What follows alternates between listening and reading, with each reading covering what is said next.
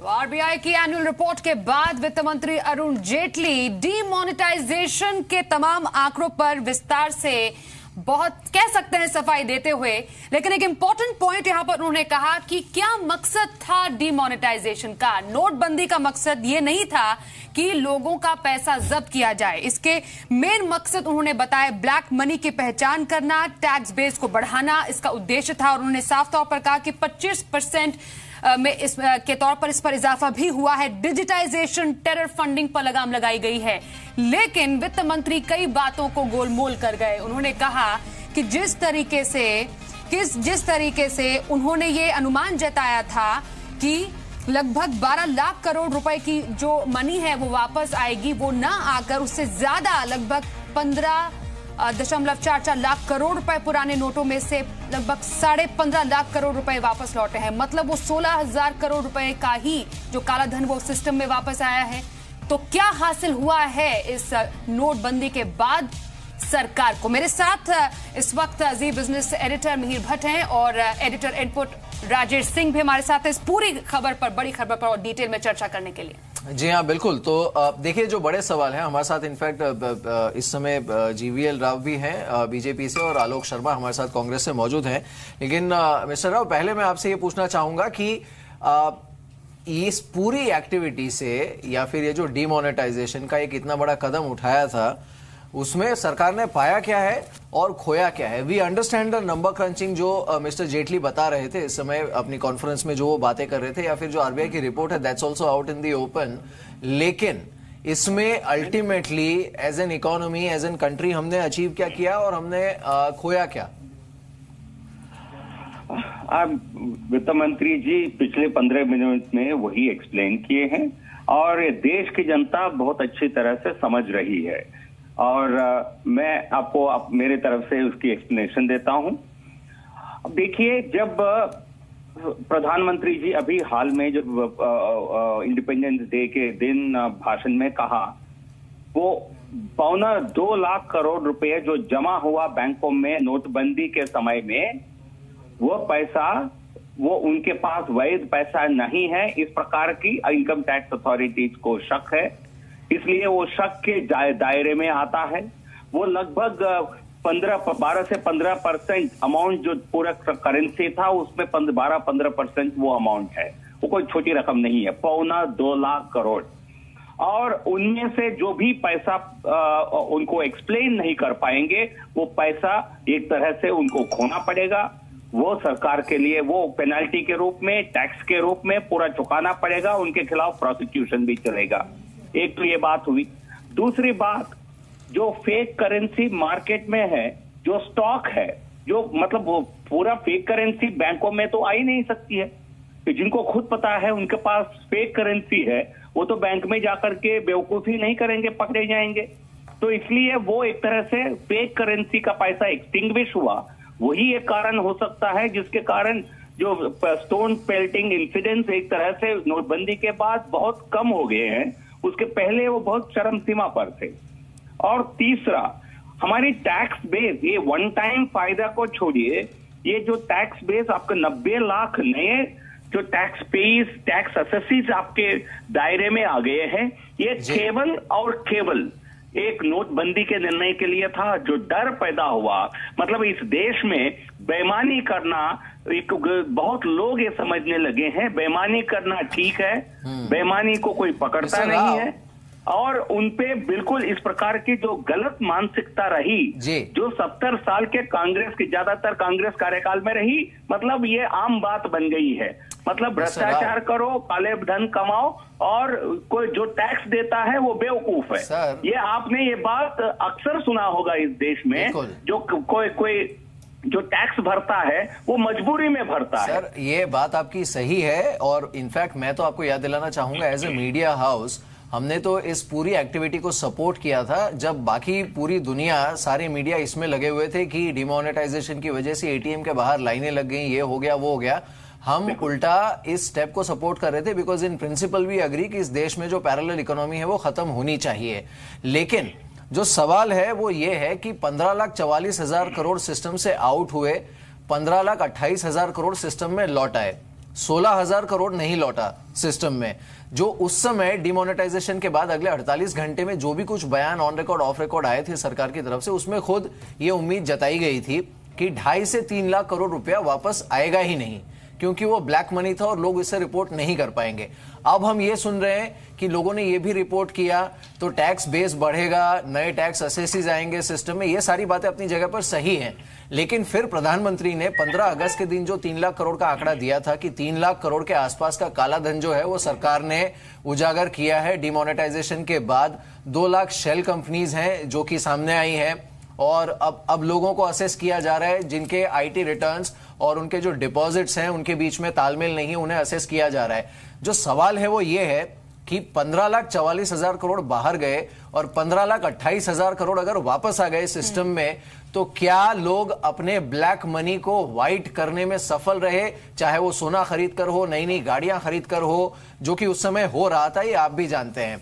एक तो ये सवाल है, और दूसरा जो तब आंकड़ा दिया गया था कि 2.5 लाख करोड़ के आसपास वापस आएगा ही नहीं सिस्टम में, इतना सारा पैसा वापस आ गया, तो फिर ये जो पूरी एक्सरसाइज थी इसको क्या बेहतर तरीके से प्लान करना चाहिए था, या फिर अब इसका जो फॉलो अप है वो और रिगरसली होना चाहिए ताकि इसका जो सही पर्पस है, सही मकसद है, वो सब हो?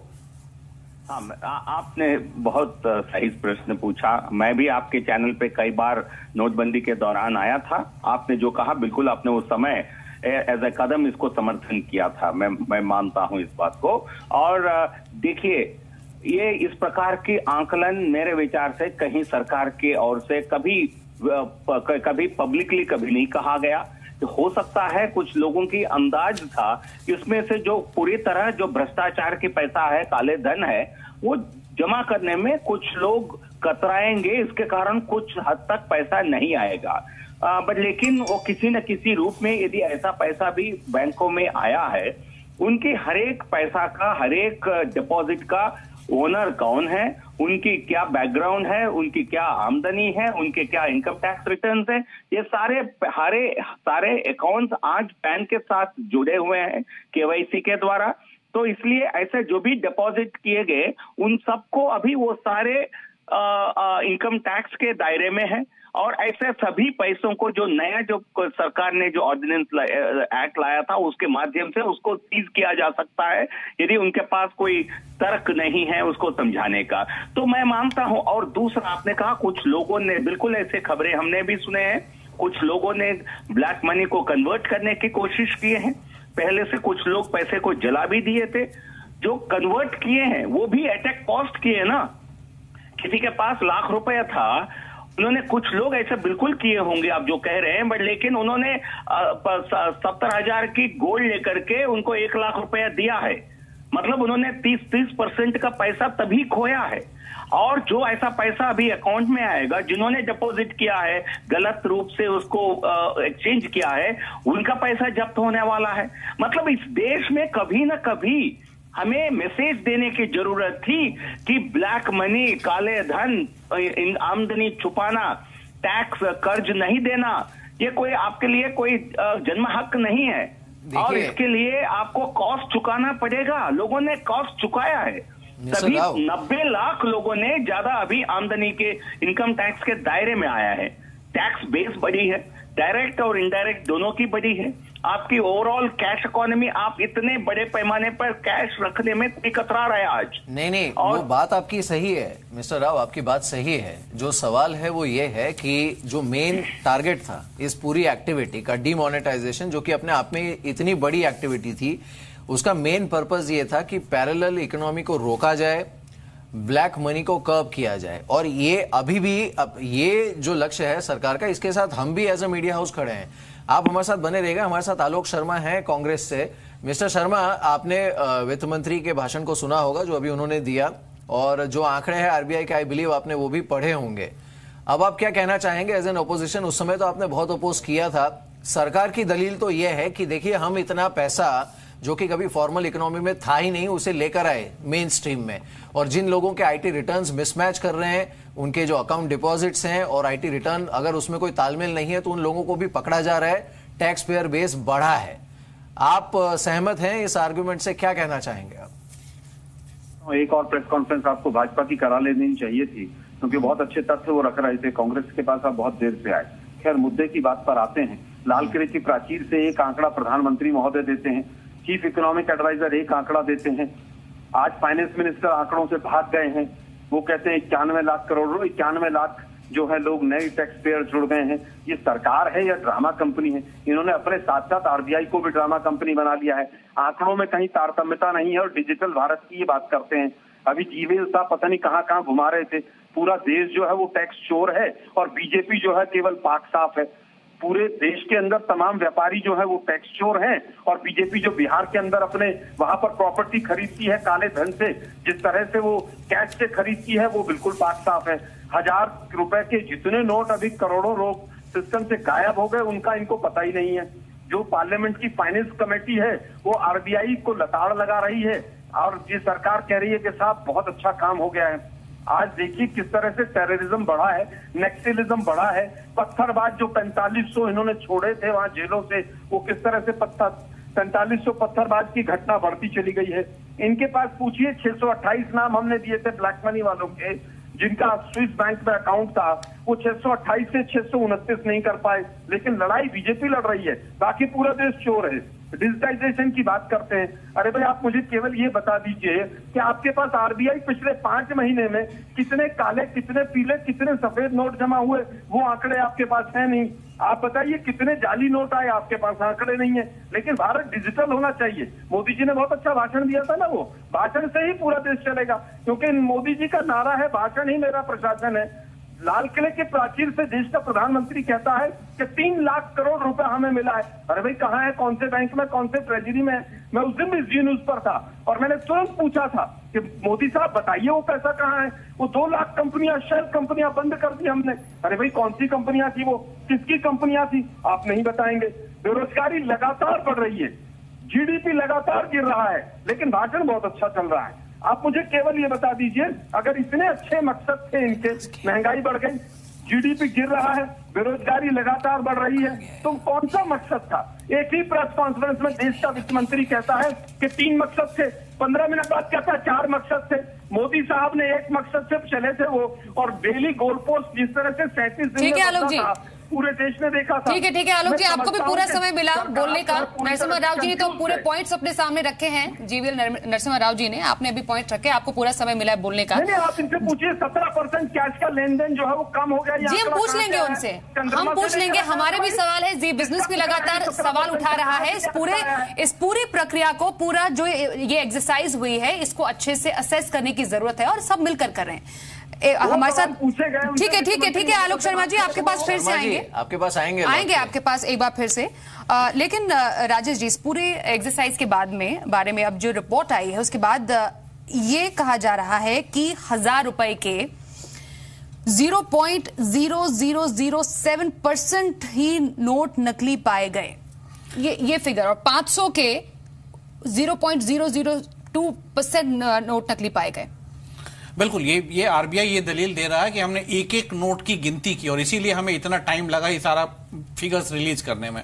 लेकिन कांग्रेस ये सही सवाल उठा रही है कि कल जो था, जो स्टैंडिंग कमेटी की मीटिंग हुई थी, वहां पे आरबीआई एक करेक्ट फिगर नहीं दे पाया था, इसीलिए स्टैंडिंग कमेटी में सहमति नहीं बन पाई और इसलिए स्टैंडिंग कमेटी की रिपोर्ट सरकार बनी ही नहीं, क्योंकि उसमें बीजेपी और कांग्रेस के नेताओं में सहमति नहीं बनी और चूंकि कांग्रेस के वीरप्पा मोइली उसके चेयरमैन थे, तो उसलिए वो रिपोर्ट पे सहमति ही नहीं बन पाई। लेकिन एक दिन बाद ही आरबीआई ये फिगर पूरा रिलीज कर दे रहा है, तो ये बिल्कुल एक अच्छा क्वेश्चन है कि आरबीआई को एक दिन में फिगर कहां से आ गया, अगर एक दिन पहले वो फिगर नहीं था। दूसरा जो सबसे बड़ा सिस्टम है कि अरुण जेटली ये कह रहे थे कि इससे पैरेलल इकोनॉमी बंद हुई है, भ्रष्टाचार बंद हुआ है, टेररिज्म कम हुई है और कैश इकोनॉमी बंद हुई है और लोग डिजिटल ट्रांजैक्शंस की तरफ बढ़े हैं, ये इसका फायदा है। लेकिन शुरू में सरकार की ये एक मंशा थी कि इससे, जैसा कि हमने पहले बताया कि 2.5 से 3 लाख करोड़ रुपया नहीं आएंगे जमा हुए, तो क्या वो 2.5 से 3 लाख करोड़ रुपए ब्लैक जो थे वो व्हाइट करने में लोग कामयाब हो गए? ये किसका फेलियर है? क्या ये बैंक का फेलियर नहीं है? क्या ये सरकार का फेलियर नहीं है? सरकार इसको चेक नहीं कर पाई। इसमें जो और एक चीज है वो ये भी है कि आप देखिए, जो आपने आंकड़ा बताया, जो वापस लौटे नहीं है सिस्टम में 1000 के, वो उन नोटों की संख्या ऑलमोस्ट 9 करोड़ है हाँ, आउट ऑफ वो नोट कहाँ 670 करोड़, तो वो नोट कहाँ पर है जो भी मिस्टर आलोक शर्मा कह भी रहे थे। हमारे साथ नरेंद्र तनेजा जी जुड़े हैं, एक बार उनसे बात करते हैं। मिस्टर तनेजा, शुक्रिया, आप तो हमारे साथ इनफैक्ट पूरे ये डिमोनेटाइजेशन के कैंपेन के दौरान आप कई बार हमारे साथ जुड़े। So I don't need to explain you that we were pro demonetization because ये देश के लिए अच्छा है, ब्लैक इकोनॉमी को कर्ब करने वाला है, पैरेलल इकोनॉमी को खत्म करने वाला है। लेकिन दो चीजें जो सबसे बड़ी विसंगति है, एक तो स्टैंडिंग कमेटी के सामने कल आरबीआई आंकड़ा दे नहीं पाया, लेकिन आज एनुअल रिपोर्ट में इन्होंने आंकड़ा दे दिया, और आंकड़े जवाब की बजाय सवाल ज्यादा खड़े कर रहे हैं इस पूरी एक्टिविटी पर। नहीं, मुझे लगता नहीं कि देखिए, जो मैंने कई लोगों के सवाल देखे हैं, पूर्व वित्त मंत्री चिदम्बरम जी ने ट्वीट भी मैंने देख रहा हूं, मैं उसको भी देखा है, लेकिन मुझे समझ में नहीं आता, जो वित्त मंत्री ने भी इस बात का जिक्र किया कि हमारा जो इसको हमको होलिस्टिकली देखना पड़ेगा। हमारा उद्देश्य क्या था कि जो हमारी अर्थव्यवस्था है उसको फॉर्मलाइज करना, इकोनॉमी को फॉर्मलाइज करना, और साथ में जो जिस हिसाब से इसका धन का जो पाकिस्तान से नोट आ रहे थे, बांग्लादेश के मार्फत नोट आ रहे थे, कहीं ना कहीं उनको जो है अर्थव्यवस्था से बाहर निकालना, जिससे आतंकवाद थोड़ा कम हो सके, और काफी उसमें सक्सेस मिली है। तीसरी तरफ जो है कुल मिला करके जो पूरी देश की अर्थव्यवस्था के जो रूट में, बॉटम में, फाउंडेशन के अंदर जो ब्लैक मनी की भूमिका थी, जो पैरेलल इकोनॉमी की भूमिका थी, जो इस तरह की सारी जो तत्व की भूमिका थी, उसको कहीं ना कहीं अटैक करना और उसको खत्म करना। तो हमारा उद्देश्य जो था ये था कि देश की अर्थव्यवस्था को हम फॉर्मलाइज ज्यादा करें, कैश का जो है भूमिका कम करें, और कुल मिलाकर और जो औपचारिक अर्थव्यवस्था उसकी भूमिका बढ़ाएं। इन सारे उस पैरामीटर्स पे अगर निकाल के देखते हैं तो हमारी जो सक्सेस है वो 100% ज्यादा है। जहां तक लोग ये कह रहे हैं कि भाई नोट वापस नहीं आए, अरे जो नोट पाकिस्तान ने डाले थे, दुश्मनों ने हमारे अर्थव्यवस्था के अंदर डाले थे, कितना डाला था किसको पता है, किसके पास उसका नंबर है, वो तो वापस नहीं आएगा, कैसे आएगा? अच्छा, उसका कितनी बड़ी भूमिका थी, कहाँ था वो तो नहीं आया। अब उसको क्या उसको तो उसके बारे में कोई चर्चा नहीं कर रहा है। अच्छा, दूसरी बात ये आती है कि जितना पैसा वापस आया है, अब जो बैंक में आ गया है उसमें इनकम टैक्स डिपार्टमेंट, सरकार की और एजेंसीज हैं, हमको पता है। तनेजा जी, तनेजा जी, एक बड़ा जो सिंपल सवाल उठ रहा है, और वो शायद किसी भी जो भी थोड़ा बहुत बिजनेस कवर करता है, जर्नलिस्ट है, उसके मन में ये सवाल आता है कि 15 अगस्त को प्रधानमंत्री ने जो आंकड़ा दिया था कि करीब 3 लाख करोड़ का ब्लैक मनी अनकवर हुआ है डिमोनेटाइजेशन के बाद, 2 लाख शेल कंपनीज हैं जो कि अनकवर हुई हैं। अब ये जो 3 लाख करोड़ का अनकवर हुआ है पैसा, is that part of this 15,28,000 crore जो कि आरबीआई कह रहा है वापस आए हैं सिस्टम में? देखिए, जो प्रधानमंत्री ने लाल किले से कहा था, अब जो आरबीआई अब एक इंडिपेंडेंट ऑटोनोमस ऑर्गेनाइजेशन उन्होंने दिया है, आंकड़े दिए हैं, उसको वो आगे चल के विस्तार भी उसका एक्सप्लेन करेंगे अपने हिसाब से जो उनको करना है। लेकिन कुल मिलाकर के जो पैसा आया है, हमारे देश में कुछ लोगों ने बड़ा साहस दिखाया है, कई लोग अपने को सिस्टम से ज्यादा स्मार्ट समझते हैं और पैसा बैंक में डाला गया है। कहीं ना कहीं उनका प्रयास है कि उस पर टैक्स देकर के हम निकल जाएंगे। हमने ये भी देखा है 25% का जो नई टैक्स वाला है उसका भी विस्तार हुआ है।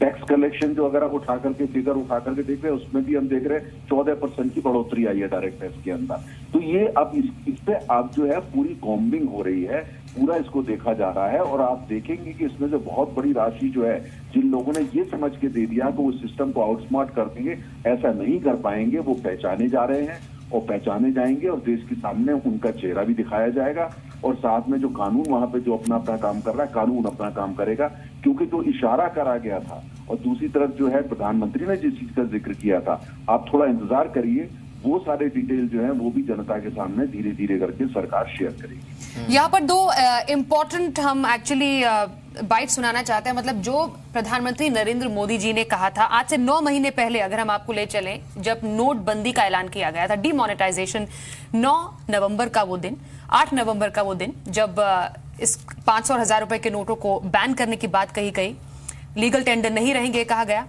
और इस साल 15 अगस्त को लाल किले की प्राचीर से प्रधानमंत्री मोदी ने क्या कहा कि 3 लाख करोड़ का ब्लैक मनी अनर्थ हुआ है, और इससे पहले कोई भी आंकड़ा डिमोनेटाइजेशन के बाद नहीं आया था, जो खुद प्रधानमंत्री जी ने कुछ एजेंसीज के हवाले से दिया था।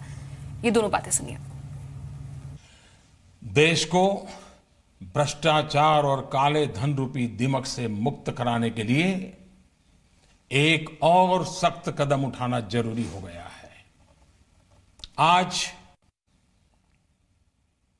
मध्यरात्रि यानी 8 नवंबर 2016 की रात्रि को 12 बजे से वर्तमान में जारी 500 रुपए और 1000 रुपए के करेंसी नोट लीगल टेंडर नहीं रहेंगे। ये मुद्राएं कानूनन अमान्य होगी। नोटबंदी के बाद 3 लाख करोड़ रुपया जो अतिरिक्त जो कभी बैंकिंग सिस्टम में वापस नहीं आता था वो आया है। बैंकों में जमा की गई राशि में 2.25 लाख करोड़ से अधिक राशि शक के घेरे में है। कम से कम 2 लाख करोड़ रुपया से ज्यादा काला धन उसको बैंकों तक पहुंचना पड़ा है और अब व्यवस्था के साथ उनको अपना जवाब देने के लिए मजबूर हुए हैं। और इस वक्त हमारे साथ रामदत्त त्रिपाठी सीनियर जर्नलिस्ट भी हैं। रामदत्त जी, बहुत स्वागत है आपका। जिस तरीके से आज आरबीआई की एनुअल रिपोर्ट आई और उसके बाद अरुण जेटली जी ने एक प्रेस कॉन्फ्रेंस करके कहा कि दरअसल डिमोनेटाइजेशन का मकसद था कि किस तरह ब्लैक मनी को कर्ब किया जाए, टैक्स बेस बढ़ाया जाए, डिजिटाइजेशन की तरफ बढ़ा जाए। लेकिन कुछ सवालों का जवाब अभी भी नहीं दिया गया। मतलब कि जितना मनी सर्कुलेशन में वापस आया है उसके तहत क्या सिर्फ और सिर्फ 16,000 करोड़ रुपए का ही काला धन मिला है? जो बाकी जो पैसा था वो क्या सिंपली बहुत आसानी से वाइट कर दिया गया? क्या इस सिस्टम, इस पूरे एक्सरसाइज को आप सफल मानेंगे? देखिए, उसी समय अगर आप याद कीजिए तो खबरें आना शुरू हो गई थी कि लोगों के पास नए नोट बड़ी मात्रा में मिल रहे थे। इसका मतलब यही था कि कुछ परसेंटेज देके, कहीं 10%, कहीं 20%, कहीं 25%, बड़े आराम से लोगों ने नोट बदल लिए थे। पहली बात तो ये साफ है। दूसरा एक सवाल ये भी उठना चाहिए कि इस पूरी एक्सरसाइज में नोटों की छपाई और ट्रांसपोर्टेशन पे कितना खर्चा आया। मतलब एक वो भी तो लॉस हुआ ना कि ट्रांसपोर्टेशन पे और छपाई पे इतना बड़ा खर्चा आया। तीसरी बात, हमें इससे उस समय एक आरोप ये लगा था कि इसका मकसद जो है, देखिए, ये एक फाइनेंशियल एक्सपर्ट्स को ये डिसीजन अगर लिए होते, प्रॉपर प्लानिंग किए होते, लेकिन ये डिसीजन फाइनेंशियल एक्सपर्ट्स ने नहीं लिया था, आरबीआई ने नहीं लिया था, ये बात साफ है। तो उस समय भी ये आरोप लगे थे कि ये पॉलिटिकल मकसद से ये निर्णय लिया गया था कि ताकि खास करके यूपी के चुनाव को ध्यान में रखते हुए कि जो विपक्षी पार्टियों के पास फंडिंग अगर इकट्ठा है तो वो समाप्त हो जाए, जीरो हो जाए। तो तमाम तरह के सवाल उठ रहे हैं और निश्चित रूप से डिजिटाइजेशन एक अलग चीज है, वो तो बिना नोटबंदी के भी हो सकती थी, उसके लिए नोटबंदी जरूरी नहीं थी। तो जाहिर है कि अब सवाल उठेंगे प्रधानमंत्री जी की नीयत पर भी। और उस समय देखिए, एक चीज हमें याद रखना चाहिए कि इस देश के लोगों ने बहुत ही एक तरह से कष्ट सह के भी समर्थन दिया था। तमाम किसान लोग लाइनों में मरे, खाद नहीं मिला, बीज नहीं मिला, लेकिन लोगों ने कष्ट सह करके इसको, प्रधानमंत्री के निर्णय का लोगों ने समर्थन किया था कि शायद ये देश की भलाई के लिए है और शायद इससे ब्लैक मनी खत्म होगी, सिस्टम से बाहर जाएगी। लेकिन वो तो वापस बैंकों में आ गई। तो अब वो तो अब आगे जहां तक टैक्स चोरी पकड़ने की बात है वो तो अलग बात है। वो तो आप टैक्स चोरी तो कभी भी पकड़ सकते हैं, उसके लिए नोटबंदी की जरूरत नहीं थी। और एक बार आपको फिर से सुना देते हैं कि अब से कुछ देर पहले वित्त मंत्री अरुण जेटली ने क्या कहा है इस प्रेस कॉन्फ्रेंस में।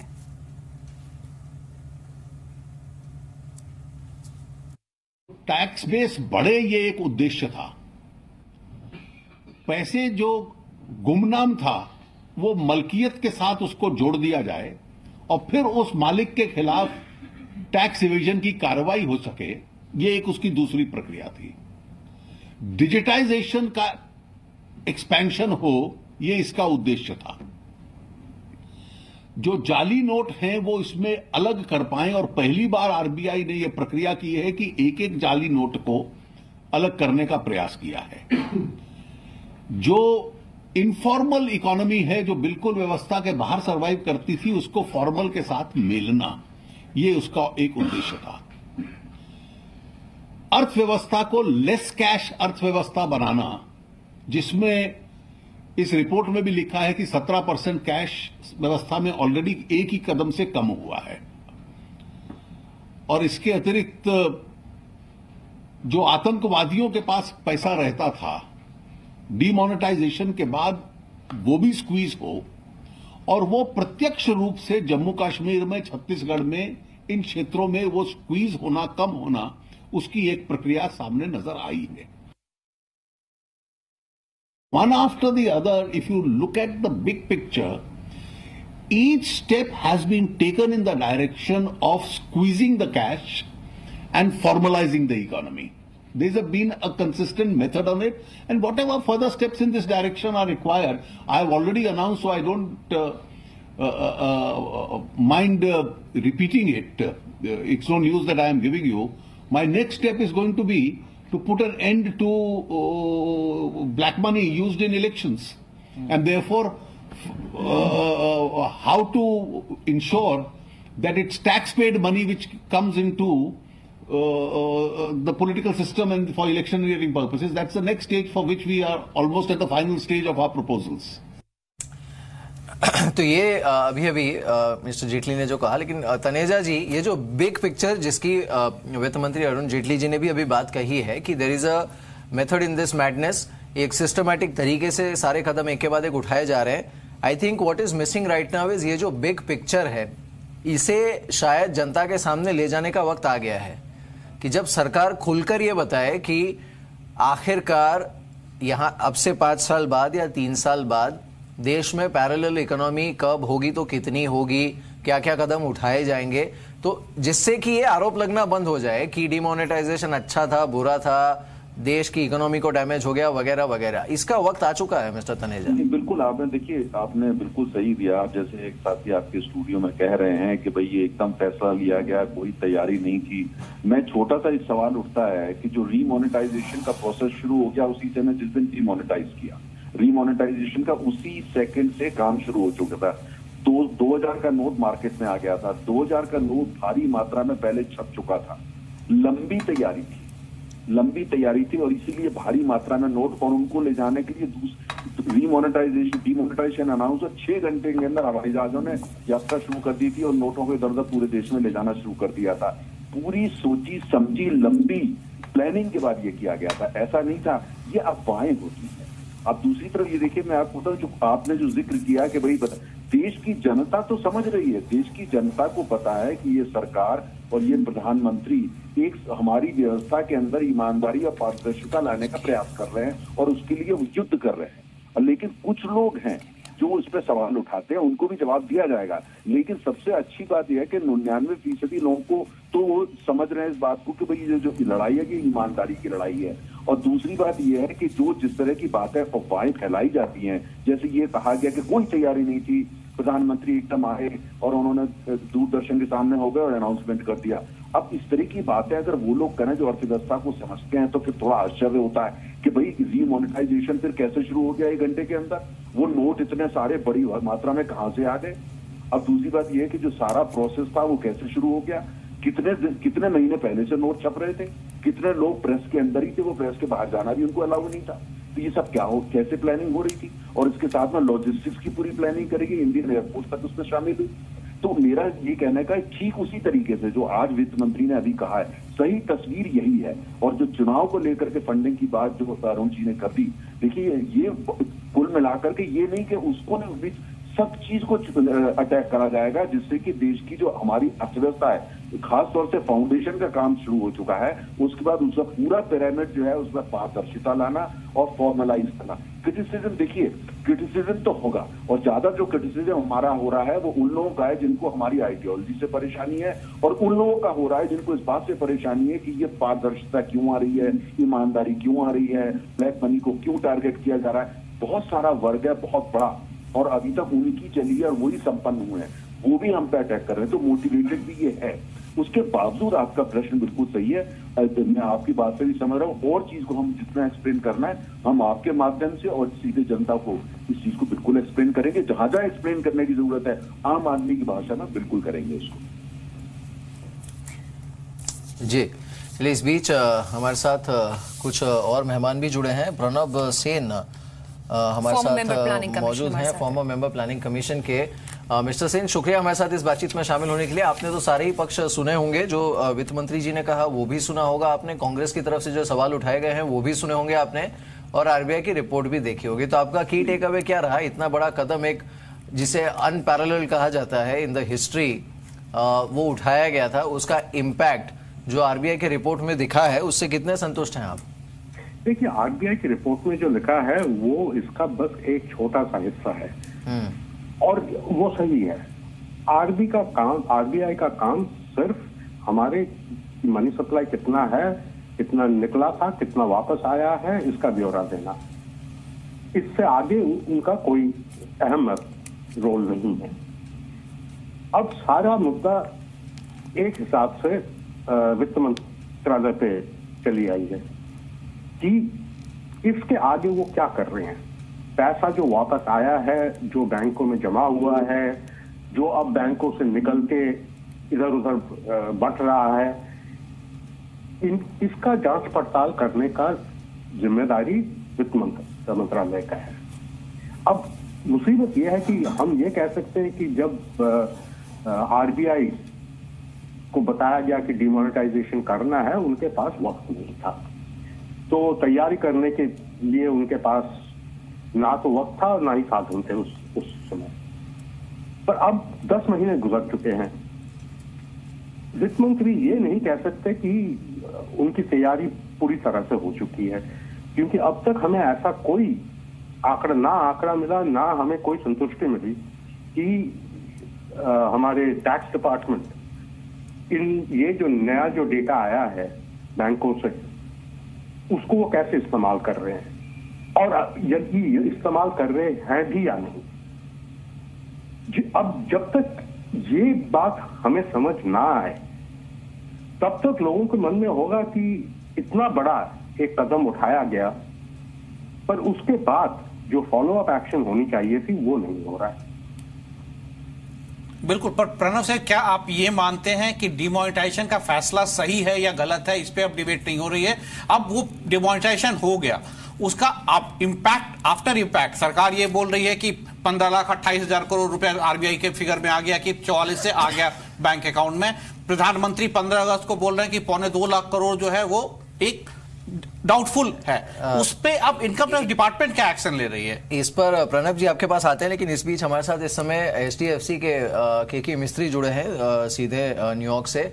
मिस्टर मिस्त्री, बहुत बहुत शुक्रिया हमारे साथ इस बातचीत में शामिल होने के लिए। Thank you so much for joining us. The RBI came out with their annual report. Now as per that report, you know, after demonetisation 15,44,000 crore went out of the system and 15,28,000 crore came back in the system. इसका impact हमने देखा growth पर, economy पर, सारी चीजों पर।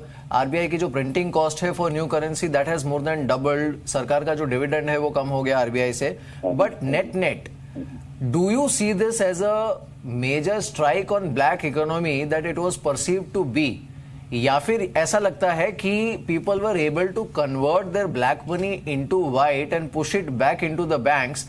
अब वो चलो ठीक है, उसे ट्रेस किया जाएगा and then they will be ultimately made accountable, but I mean how do you assess?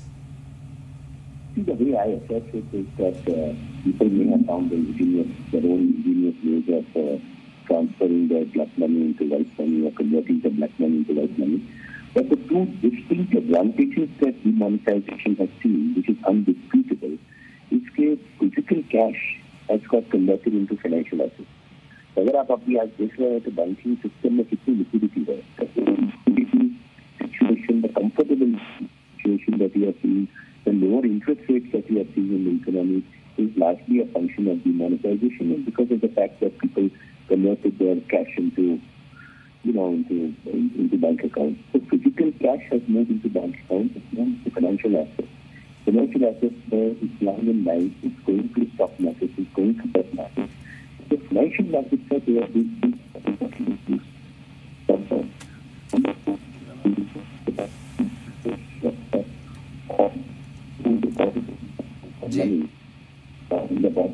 In the past, they never paid taxes. So now they have that record. So they can go after these people in the next and hopefully, एक साल के बाद we can improve the tax situation in the country. बिल्कुल, चलिए mister मिस्त्री, शुक्रिया। हम फिर से आपके साथ बात करने की कोशिश करेंगे। There is bit of audio disturbance. But we would like to speak to you once again tomorrow morning. लेकिन राजेश, इसमें एक चीज़ ये भी है कि आप खुद भी देखिए, जब ये कदम उठाया था सरकार ने तो इसकी सभी ने सराहना की थी। मतलब चाइना जैसे देश ने भी सराहा था, फ्रंट पेज पे वहाँ तारीफ की गई थी इस कदम की कि इतना बड़ा कदम एक इतनी बड़ी इकोनॉमी उठा रही है, $2 ट्रिलियन से ज़्यादा की। अब अनफॉर्चुनेटली जो उसका पोस्टमार्टम हो रहा है ना, उसमें उसका जो मेन पर्पस था वो कहीं ना कहीं बड़ा कंफ्यूजिंग और डाइल्यूट होते जा रहा है कि अच्छी बात है, हम एक फॉर्मल इकोनॉमी क्रिएट करना चाहते हैं, पैरेलल इकोनॉमी को कर्व करना चाहते हैं, लेकिन ये मौका है सरकार के पास कि जो बिगर पिक्चर है जिसकी मिस्टर जेटली भी बात कर रहे थे, उसे सीधा जनता के सामने रखें कि बॉस हम ये कर रहे हैं और इससे ये चीजें होंगी। आज नहीं होगी, शायद 10 साल बाद होगी, पर ये चीजें होंगी इसके साथ। बिल्कुल, जो कि उस समय ये हुआ था कि डिमोनेटाइजेशन, जैसा डी मीडिया ने भी सपोर्ट किया था कि एक अच्छा कदम है ब्लैक इकोनॉमी की या पैरेलल इकोनॉमी को बंद करने के लिए, लेकिन उसका इंप्लीमेंटेशन में गड़बड़ी हुई। अब ये सरकार को मानना चाहिए और उसको रेक्टिफाई करने के लिए सरकार के पास अब वही उपाय है कि पोस्ट एक्शन क्या ले रही है। सरकार बोल रही है कि पीएम ने बोला जैसे कि 3 लाख करोड़ की ब्लैक मनी जमा हुई है, 2.25 लाख करोड़ के रुपए पे शक है। सरकार क्या एक्शन ले रही है? 10 महीने हो गए हैं डिमोनेटाइजेशन को बंद हुए। इनकम टैक्स डिपार्टमेंट क्या कर रही है? क्या इन लोगों को ट्रैक करके अब उनके खिलाफ क्या एक्शन लिया जा रहा है? क्या उनसे टैक्स वसूला जा रहा है? क्या पैरेलल इकोनॉमी में कुछ और पैसा आएगा? उस पैसे को क्या हम ग्रोथ में या कहीं और खर्च कर सकते हैं, सोशल सेक्टर में खर्च कर सकते हैं? वो अगर सरकार अब दिखा पाए कि हाँ हम इतना पैसा ब्लैक मनी इकट्ठा किए, इतना टैक्स में ज्यादा लिए, सिर्फ नंबर गिरवा देने से कि 56 लाख नए टैक्स पेयर्स आ गए या 90 लाख नए टैक्स पेयर आ गए और एक्चुअली में अगर वो पैसा नहीं आ रहा है गवर्नमेंट के खाते में, तो ये सरकार का फेलियर है और सरकार को वहां एक्ट करना होगा, वहां परफॉर्म करना होगा। इनफैक्ट जो और फिगर सामने आए थे और ये भी एक्चुअली एक सवाल है जो हम अपने प्लेटफॉर्म पर उठा रहे हैं कि 2000 रुपए के नए नोटों को इंट्रोड्यूस किया गया जब 500 और 1000 रुपए के पुराने नोटों को हटाया गया था, लेकिन उसके बाद भी जो ये नए नंबर्स आए उसमें 683 2000 के जो नए नोट थे वो भी नकली पाए गए। मतलब इस मोर्चे पर भी सरकार को कुछ खास हाथ नहीं आया है। बिल्कुल, ये नकली नोट का ये भी एक सरकार का फेलियर है। और सरकार का आप देखिए, अब डिमोनेटाइजेशन के वक्त में आपको याद होगा जब नोट्स नहीं मिल रहे थे बैंक में और एटीएम में, तो पेटीएम से के थ्रू या डिजिटल ट्रांजैक्शन बहुत ज्यादा बढ़ गया था।